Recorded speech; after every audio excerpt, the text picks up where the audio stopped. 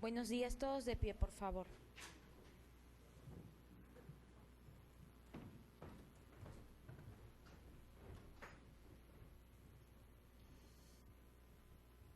Asiento, por favor.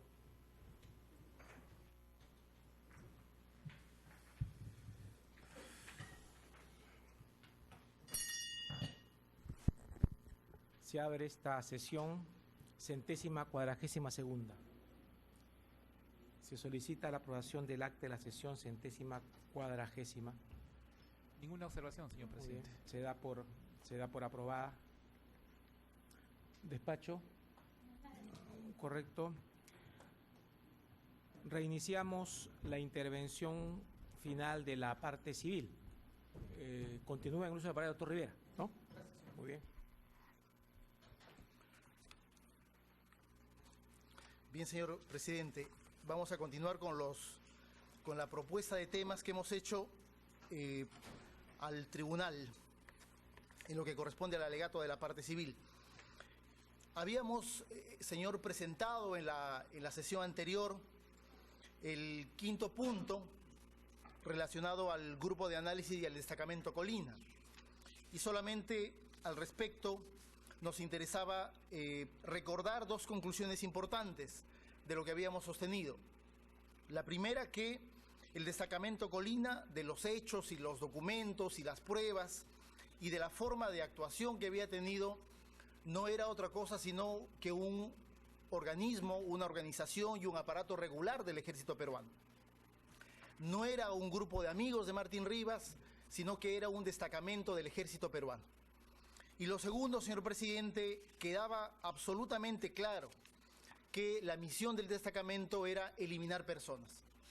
Habíamos presentado diversos testimonios de Supo Sánchez, de Saúl Pomaya, de Chucky Aguirre, de Alarcón González, de Coral, de Ortiz, de Paquillauri, que daban cuenta justamente de lo que para ellos había significado la misión del destacamento. Inclusive recordábamos esa frase memorable de Sosa cuando dice: nosotros no somos corruptos, en todo caso somos asesinos. Lo que ahora corresponde, señor, es trabajar lo que son propiamente las acciones del destacamento Colina, que es esa sexta parte de nuestro alegato. Y esta parte tiene 7 puntos. El primero de ellos es un punto en el cual queremos simplemente recordar un aspecto importante. Las acciones del destacamento Colina son operaciones especiales de inteligencia. Son ahora calificados como hechos delictivos, crímenes, tal como fueron ejecutados, pero frente a las operaciones y a la doctrina del ejército fueron operaciones especiales de inteligencia. Estas operaciones estaban efectivamente reguladas y consideradas en el Manual de Operaciones Especiales de Inteligencia, el ME 3820 de abril del año 91. Esto quiere decir, señor, de acuerdo a los términos que hemos analizado de este manual, que los crímenes perpetrados por el destacamento no fueron otra cosa que la ejecución de un plan decidido y parte de del planeamiento o planificación de las acciones previamente decididas en el Servicio de Inteligencia Nacional. El segundo punto, señor, es dar cuenta de algunas líneas de interpretación de la matanza de Barrios Altos, que es la primera operación, la operación de inauguración del destacamento Colina.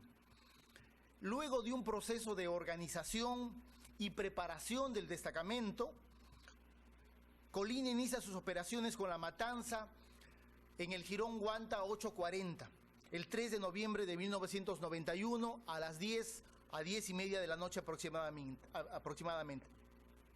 El crimen, señor, no solo es la inauguración de las acciones del destacamento, constituido en agosto, con una larga preparación militar en la playa La Tiza, no solo es la inauguración de las acciones del destacamento, sino que además, señor, es el inicio de un plan criminal de eliminación física de presuntos sospechosos de terrorismo en la ciudad de Lima, que era el ámbito de intervención del destacamento de acuerdo al Plan Zipango. Martín Rivas, señor, en la entrevista número 1, califica esta acción como un acto de guerra, dice. Es una réplica del ataque contra los húsares de Junín. Recordemos, señor presidente, que el ataque contra el batallón Húsares de Junín se produjo el 3 de junio del año 89, a pocas cuadras del jirón Guanta 840, y le costó la vida a 7 soldados. Hasta donde recordamos, fue la operación militar de la subversión más importante en Lima en cuanto a la cantidad de víctimas. El 7 de junio del 89, Sendero Luminoso coloca una carretilla bomba al costado del ómnibus en el que se transportaban los húsares de Junín y mata a 7 soldados y deja heridos a muchos más. Martín dice que es una operación, que Barrios Altos es una operación de réplica frente a esa acción de Sendero Luminoso cometida en junio del año 89. Y es la razón por la cual el destacamento decide iniciar sus operaciones, o con la cual decide iniciar sus operaciones y este plan del criminal de eliminación física. Al ser una operación de inteligencia, una operación de réplica, la operación debía ser, este es el punto de vista de la parte civil, señor, la operación debía ser una operación de impacto y contundente, para que el mensaje de inteligencia de parte de quien ejecuta la operación quede expresamente claro, o sea, emitido con la absoluta y mayor claridad. Y el mensaje, señor, quedó absolutamente claro. El Estado los había descubierto y había tomado la decisión de actuar con la mayor violencia posible. Ese era el mensaje del crimen en Barrios Altos, un mensaje de inteligencia en una guerra clandestina que se iniciaba a partir de una decisión política del presidente de la República. Martín, además, señor, le dice a Jara en el libro Ojo por Ojo, una guerra es un intercambio de mensajes, de símbolos, no hay hechos aislados, desde un poste caído hasta un coche bomba, todo tiene su razón de ser. En este tipo de guerra, esa es la manera como dialogamos los enemigos. Sendero la usó desde el inicio. Y agrega Martín en el libro Ojo por Ojo, en la página 132, dice, teniendo el Estado una organización de mayor envergadura, teníamos que replicar y meter el miedo que nos metían, que a ellos les pase lo que a nosotros nos pasaba. De hecho, la matanza de Barrios Altos, señor, fue desde el inicio de la guerra el crimen más horrendo en la ciudad de Lima perpetrado por las Fuerzas Armadas. La operación, por lo tanto, es una operación que tiene una decisión y que quiere marcar un énfasis en la guerra. La operación tiene que marcar un antes y un después en el conflicto armado en la ciudad de Lima. Y efectivamente así fue. ¿Quién dio la orden? Lo ha dicho Sosa, señor presidente, en la entrevista en el diario La República, publicada el 2 de marzo del año 2008, dice Sosa, fue Montesinos, ante la pregunta de la periodista Castillo. Montesinos, que era asesor del presidente de la República, del presidente Fujimori. Porque le fueron a dar parte a él, le fueron a decir, ya se cumplió el trabajo. 5 semanas después, señor presidente, después de la matanza de Barrios Altos, el acusado Fujimori, en el discurso de cierre de año, de clausura del año académico en la Escuela Militar de Chorrillos, dijo que la estrategia contrasubversiva en los últimos 9 meses tenía impactantes resultados. Después de esta acción, de la inauguración del destacamento en Barrios Altos, vendrían otras acciones. Barrios Altos es el año 91 y hasta julio del año 92, que es el segundo hecho que se juzga en este caso, señor, se desarrollarían varias acciones. La mayoría de las acciones del destacamento Colina se desarrollan entre enero y junio de 1992. No son parte de este proceso judicial, pero sí hay que dar cuenta, porque nos interesa, señor, dar cuenta sobre todo de la existencia de un patrón sistemático en la comisión de los crímenes del destacamento Colina. No solo es Barrios Altos, no solo es La Cantuta, sino que hay diversas operaciones que tienen un común denominador en su ejecución y en su temporalidad. Pero antes de después de Barrios Altos y antes de La Cantuta, hay un hecho particularmente importante, señor presidente, que aquí ha sido objeto de discusión a partir de un documento que es la transcripción de la grabación que hace el secretario del destacamento Colina, el señor Maflo, Marco Flores Albán, que es la grabación al discurso en la ceremonia de agasajo del comandante general del Ejército y presidente del Comando Conjunto y jefe del Comando Operativo del Frente Interno al destacamento Colina. Ese es el tercer punto que planteamos en este tema, señor, es el agasajo del comandante general del Ejército al destacamento Colina. El agasajo, señor, se realizó el 27 de junio de 1992. Es una ceremonia que se realiza en la sede de la Comandancia General del Ejército, en el llamado Pentagonito. Se realiza, señor, ya lo ha destacado el Ministerio Público, pero consideramos un dato sumamente importante en el caso. Esta ceremonia, este agasajo, se realiza solo unos días después del secuestro y de la ejecución del periodista Pedro Yauri en Huacho y solo 3 semanas antes de la matanza de la Cantuta. Es un evidente acto de respaldo institucional a las acciones que el destacamento Colina venía desarrollando desde noviembre de 1991. Ojo, señor presidente, que quien los agasaja no es cualquier militar, no es el amigo de Martín, es el comandante general del Ejército, es el presidente del Comando Conjunto y es el jefe operativo del Frente Interno, del Comando Operativo del Frente Interno, una persona que en sus manos concentraba el dominio militar de las operaciones contrasubversivas y que tenía una vinculación directa y estrecha con Montesinos y con el presidente de la República. Es el jefe militar el que los agasaja a los miembros del destacamento Colina. Pero además, señor, otro aspecto relevante de esta operación o de este hecho es que cuando se produce este agasajo, el 27 de junio del año 92, el destacamento Colina ya había perpetrado más de la mitad de sus operaciones criminales. El destacamento Colina no era un destacamento que recién se estaba preparando y que no había hecho nada y por lo tanto capaz no había que imputarle nada. El destacamento Colina, cuando se produce el agasajo, ya se había producido o ya había perpetrado Barrios Altos, ya había perpetrado el crimen contra Yauri, ya había perpetrado otras operaciones como Caraqueño en Pativilca, el crimen de la carretera central, el crimen de Pamplona, y había además perpetrado, señor, y ese es un dato importante, el crimen del Santa, la desaparición de los 8 comuneros de la localidad del Santa, en la cual las investigaciones dan cuenta que hasta el propio hermano del comandante general del Ejército estaba involucrado. Por lo tanto, no puede venir acá a sostener el testigo Hermosa que ese era un agasajo a toda la comunidad de inteligencia del sistema de inteligencia del Ejército. Era un agasajo al destacamento Colina porque al Ejército a mediados del año 92 le interesaba que la punta de lanza de la estrategia contrasubversiva sea agasajada por el jefe del dominio militar. Por lo tanto, se pone en clara evidencia que ese trabajo de inteligencia no era una desviación, como es la tesis de la defensa, sino que era la política del Estado peruano. Y por eso es que el comandante general del Ejército felicitaba a quien utilizaba como método de lucha contra la subversión la ejecución extrajudicial y la desaparición forzada, o sea, métodos de eliminación selectiva de personas, que es la característica fundamental de la estrategia contrasubversiva a partir de 1991.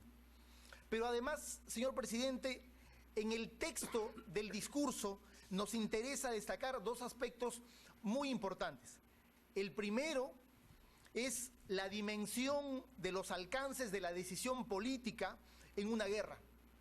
Sobre esto, Hermosa señala muy claramente que para las Fuerzas Armadas, dice Hermosa en su discurso, el liderazgo de quien asume la decisión política, dice entre comillas, es asumir la responsabilidad de la conducción de la guerra. Es indudable que Hermosa se está refiriendo y está dando cuenta de que el jefe de Estado, quien está conduciendo la política contrasubversiva, es el que ha dado esta nueva dimensión al liderazgo político de la lucha contrasubversiva. Ese es el primer punto que nos parece particularmente relevante. Es un poco decir que Hermosa les está diciendo a los miembros del destacamento Colina que quien conduce la política del Estado está respaldando también lo que ellos están haciendo. Y en segundo lugar, señor presidente, Hermosa en su discurso da cuenta de la existencia de las dos caras de la estrategia contrasubversiva, de una manera absolutamente clara, en la confianza de sentirse en su local institucional, la Comandancia General del Ejército, y en la confianza de estar con sus hombres de inteligencia. Señala Hermosa primero lo siguiente, señor. Dice, la tropa visible tiene que trabajar con los objetivos estratégicos establecidos fundamentalmente para ganar a la población y para enfrentar a los elementos armados terroristas. Es decir, Hermosa establece una división del trabajo. Dice que la tropa visible tiene dos objetivos estratégicos: ganar a la población, la adhesión de la población, 1000 veces mencionada en este juicio, y enfrentar a los terroristas armados o elementos armados terroristas. Pero luego señala Hermosa, señor, lo siguiente: ustedes, mencionando a los miembros del destacamento Colina, son la parte no visible de la institución, que cumple uno de los objetivos estratégicos de la política de pacificación en el campo militar. Y es el privilegio que debemos dar a nuestra inteligencia en ese campo. Hermosa, por lo tanto, en su discurso, en la confianza de tener a sus hombres de inteligencia, da cuenta de las dos estrategias, la pública y la clandestina. En la segunda, la clandestina, los aparatos de inteligencia son el elemento fundamental. Pero volvemos a remarcar, él está dando cuenta de la existencia de una sola estrategia que tiene dos caras o dos facetas de implementación, en la cual los aparatos de inteligencia es la parte no visible, pero que cumplen, dice, objetivos estratégicos de la institución. Hay una división del trabajo, señor, a nivel del ejército para la misma estrategia. Es eso lo que da cuenta Hermosa. Hay una división del trabajo. Unos son los encargados de ganarse a la población, de combatir a los elementos armados, y seguramente se está haciendo referencia a los elementos militares de las grandes unidades en los frentes contrasubversivos, y los otros hacen el trabajo no visible. ¿Qué es el trabajo no visible? Las operaciones especiales de inteligencia. ¿Cuáles son las operaciones especiales de inteligencia? Eliminar personas. Ambas golpean, señor, el mismo objetivo. Ambas golpean el mismo enemigo, en dos terrenos y en dos dimensiones diferentes, pero concurrentes una con otra. En ambas, Hermosa reconoce que hay objetivos estratégicos que tienen un nivel de correspondencia porque apuntan en la misma dirección. Esos son los dos puntos que desde nuestra posición resultan sumamente importantes dar cuenta, porque efectivamente Hermosa, en la confianza de tener a sus elementos, efectivamente despliega con toda sinceridad cuál es la estrategia del Estado en ese momento, que es lo que desde la Fiscalía y la parte civil hemos venido señalando. El cuarto punto, señor, es un suceso que se produce solo 3 semanas después del agasajo del comandante general del Ejército, que es la desaparición y ejecución de los estudiantes, de los 9 estudiantes y el profesor en la Cantuta. Volvemos a Martín, señor. Martín, en la entrevista número 1, vuelve a decir, la Cantuta es un acto de guerra. Y en su entrevista número 3, sostiene que fue una operación de réplica. Nuevamente, el mensaje de inteligencia, nuevamente, la metodología de la réplica como modus operandi de los aparatos de inteligencia militar.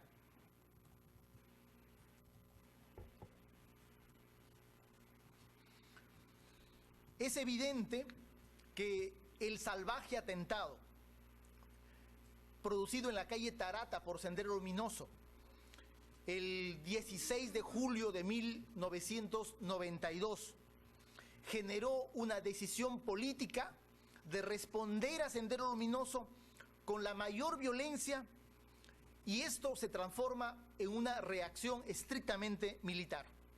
Por lo tanto, hay una decisión política de responder y eso se transforma en una reacción militar. ¿Quién iba a ejecutar esa reacción militar?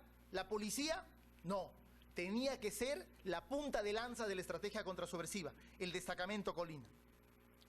De hecho, esta es la operación, señor presidente, la operación especial de inteligencia de mayor envergadura que desarrolla el destacamento Colina. Seguramente la urgencia y la necesidad para que el Estado peruano responda con contundencia en el escenario de esa guerra clandestina determina que para lograr el objetivo militar de responder en el muy corto plazo, tenga que intervenir hasta el mismísimo comandante general del Ejército en esta operación. El general Luis Pérez Documet, ante la Comisión de la Verdad y Reconciliación, el 14 de marzo del 2003, declaró que fue el general Hermosa quien lo llama y le pide que colabore con Rivero. Tenían que presentar un resultado inmediato, por lo tanto, frente al crimen más horrendo y el atentado más brutal que cometió Sendero en la ciudad de Lima, el atentado terrorista en la calle Tarata el 16 de julio del 92. Declara Pérez Documet, señor, ante la Comisión de la Verdad, y eso lo hemos leído ante diversos testigos, que Hermosa le dice, lo llama por teléfono y le dice: Pérez, Rivero va a hacer un trabajo, apóyalo. Y Pérez Document le responde: comprendido, mi general. Es decir, hay una intervención ante la urgencia y ante la necesidad de que el Estado responda militarmente en el escenario de la guerra clandestina a Sendero Luminoso. Hay una urgencia y necesidad que inclusive hace romper los procedimientos que normalmente utilizaba el destacamento Colina, que es de acciones sin mayor intervención en las operaciones de los altos jefes militares, menos del comandante general.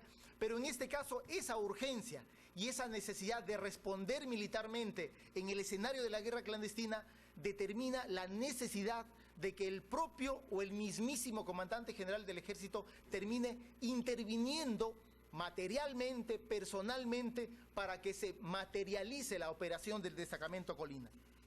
Equiparemos los hechos, señor.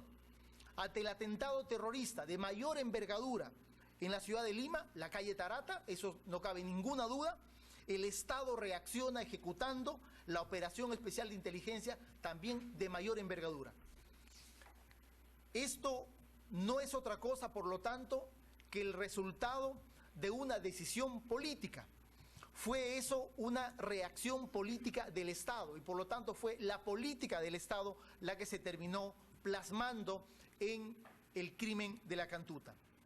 Es en este caso, señor presidente, que se demuestra con mayor claridad, con mayor contundencia y con mayor objetividad cómo las acciones del destacamento Colina se convierten en la respuesta del Estado.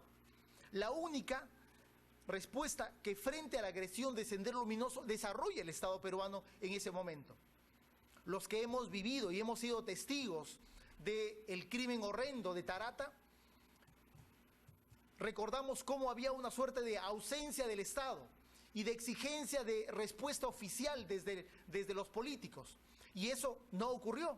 Recordemos inclusive que a mediados del año 92 se discutía, como acá algún testigo lo ha mencionado, una posibilidad inclusive de una intervención militar de los Estados Unidos a Perú, dado que aparentemente el conflicto armado se estaba desbocando. Pero eso era en apariencia, señor.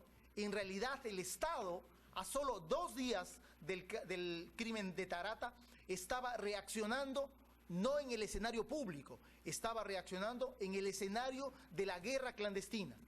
Y por lo tanto se estaba mostrando cómo la respuesta oficial era las acciones del destacamento Colina. La Cantuta nos permite observar con absoluta claridad que Colina se convirtió en ese momento la cara del Estado peruano, la cara a través del cual reaccionaba frente a un crimen horrendo, desarrollando ¿qué cosa? También otro crimen horrendo. La operación más brutal del terrorismo respondida con la operación más brutal como operación especial de inteligencia. Justamente Martín, en la entrevista número 3, dice: la orden para una operación de esa envergadura debió ser una decisión política. Definitivamente Martín no se equivoca en este tema. Punto número 5, señor, de este tema. La lista de las operaciones especiales de inteligencia. Si pudiéramos pasar a la siguiente. Ahí podemos observar, señor presidente, la larga lista de operaciones especiales conocidas desarrolladas por el destacamento Colina. Esto nos va a permitir hacer algunas afirmaciones respecto de la existencia de un plan sistemático. Colina no solo cometió Barrios Altos, Colina no solo perpetró la Cantuta. Colina el 3 de noviembre se inaugura con el crimen en Barrios Altos, ejecuta a 15 personas, deja herida a muchas más. El 29 de enero del 92 ya comete el crimen conocido como el crimen del Caraqueño. En febrero del 92, no tenemos una fecha exacta, perpetra el crimen en la carretera central. El siguiente mes, en marzo, comete el crimen en Pamplona. El 2 de mayo se produce el secuestro y la desaparición de los 8 pobladores del Santa. Esa es una operación a inicios del mes de mayo. Varias semanas después, el 24 de junio del 92, secuestra y desaparece y ejecuta al periodista Pedro Yauri. El 24 de junio, el mismo día, ejecuta a 5 personas de la familia Ventosilla. El 9 de julio ejecuta a una persona llamada como el Evangelista. Y el 18 de julio ejecuta, desaparece, secuestra y ejecuta y calcina a 10 personas, los 9 estudiantes y el profesor de la Universidad de La Cantuta. En estas operaciones, señor, que entendemos que son las operaciones conocidas del destacamento Colina, hay aproximadamente 50 personas ejecutadas o desaparecidas. Alguien podría decir que esto es una simple desviación, esto es un simple exceso de un grupo de militares que quieren hacer las cosas por propia mano. Como podemos observar, señor, en este cuadro, lo que existe es una secuencia temporal en la comisión de diversos crímenes. Lo que existe, señor, es una suerte de dosificación del ejercicio de la violencia sobre la base de identificación de los objetivos, o mejor dicho, de las víctimas. Pero a la vez, señor, existe desde el 3 de noviembre del año 91 una constante en la realización de las acciones. Prácticamente ningún mes, excepto diciembre, Colina deja de hacer operaciones. Hay una permanencia y hay una sistematicidad en la comisión de los crímenes. Y como ya lo hemos dicho en la sesión anterior, excepto el Santa, que está en otro departamento, todas las operaciones se desarrollan en el ámbito geográfico que establece el Plan Zipango, que es el departamento de Lima, que justamente responde al nuevo escenario de la guerra, que era el conflicto armado en la ciudad de Lima. Este cuadro, señor, esta cantidad de víctimas, estas fechas, nos permiten dar cuenta de un siguiente punto, que es la existencia de un patrón sistemático en la comisión de los crímenes del destacamento Colina. Y ahí quisiéramos pasar a la siguiente lámina. Nosotros, señor, encontramos la existencia de un patrón sistemático en los crímenes del destacamento Colina. Es decir, acá no fue una banda de forajidos que mató como vinieron las víctimas, mató en la tarde, en la mañana y como sea, mató con arma blanca, a golpes, a balazos. Acá no hay eso, señor. Aquí, respondiendo justamente a su condición de militares, a su condición de efectivos que están trabajando para una institución estrictamente regulada, trabajan y cometen sus crímenes, señor, sobre la base de 2 elementos. Hay una regla en todos los crímenes de Colina y hay un patrón en todos los crímenes de Colina. La regla, señor, es que no hay detenidos. Esa es la regla que de manera constante se da en absolutamente todos los crímenes. No hay detenidos. Y el patrón, señor, es un patrón que por lo menos entendemos debería tener 10 puntos que conforman este patrón. El primer punto es que hay una información de inteligencia y hay una selección del objetivo. El segundo punto es que la intervención del destacamento no se realiza en tropel, sino se realiza sobre la base de la conformación de equipos o de subgrupos, como está plenamente demostrado. Tercero, señor, las operaciones se realizan utilizando armas de guerra sofisticadas, las famosas HK, y con silenciadores. Cuarto lugar, señor, la intervención se produce de manera violenta en el domicilio del objetivo o de la víctima. En sexto o en quinto lugar, señor, no hay ningún tipo de interrogatorio, porque Colina no requiere ni sacarle ninguna información a ninguno de los objetivos. Simplemente el objetivo es eliminarlos. En sexto lugar, señor, el jefe del operativo, en este caso Martín, emite la orden de eliminar en el lugar de los hechos. En séptimo lugar, señor, se produce la eliminación del objetivo, que es lo que los miembros del destacamento han dado cuenta en todos estos casos. En octavo lugar, señor, se produce una utilización sistemática de cal para descomponer los cuerpos. En noveno lugar, hay un entierro de los restos, excepto en el caso Barrios Altos, el caso del mensaje de que una guerra diferente está comenzando. Y en décimo lugar, señor, hay un informe al superior. Este es el patrón que encontramos en los crímenes